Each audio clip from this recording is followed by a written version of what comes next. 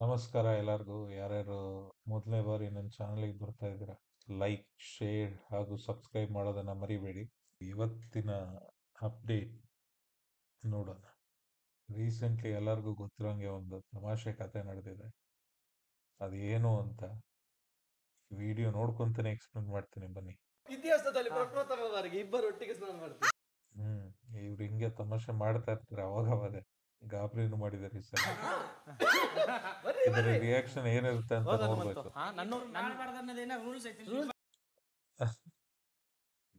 Rules ಇದೆಯಾ ಅಂತಂದ್ ಬೇರೆ ಕೇಳ್ತಾ ಇದ್ದಾರೆ. ತಮಾಷೆ ಮಾಡ್ತಾ ಇರೋದದು.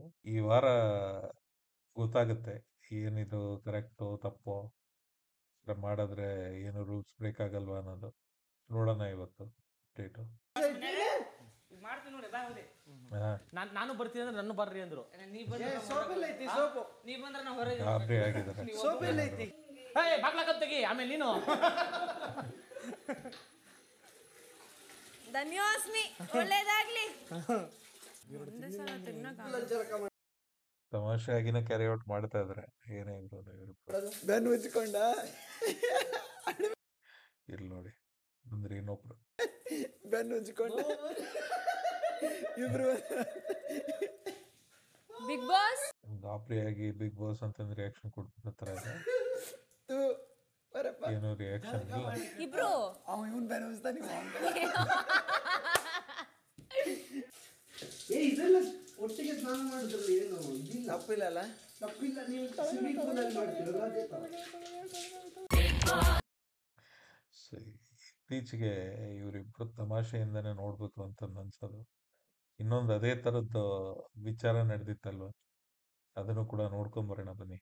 ಶೋಭಾ ಹಾಗೂ ರಜತ್ ಅವರ ಪೈಕಿ ತಂಡದ ನಾಯಕರಾಗಲು ಯಾರು ಅನರ್ಹರು ಎಂದು ಇಲ್ಲಿ ಫೈಟಿಂಗ್ ಇರ್ಬೋದು, ಫೈಟಿಂಗ್ ಬಿಡಿ, but comedy rules and regulation ಏನಿರುತ್ತೋ ಅದನ್ನೆಲ್ಲ ಅಲ್ಲಾಡಿಸಿದ್ದು ನನಗೆ ಶೋಭಾ ಅವರು.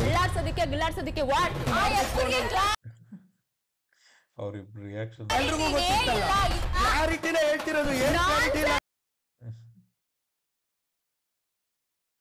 ರೆಗ್ಯುಲೇಷನ್ ಏನಿರುತ್ತೋ ಅದನ್ನೆಲ್ಲ ಅಲ್ಲಾಡಿಸಿದ್ದು ನನಗೆ ಶೋಭಾ ಅವರು.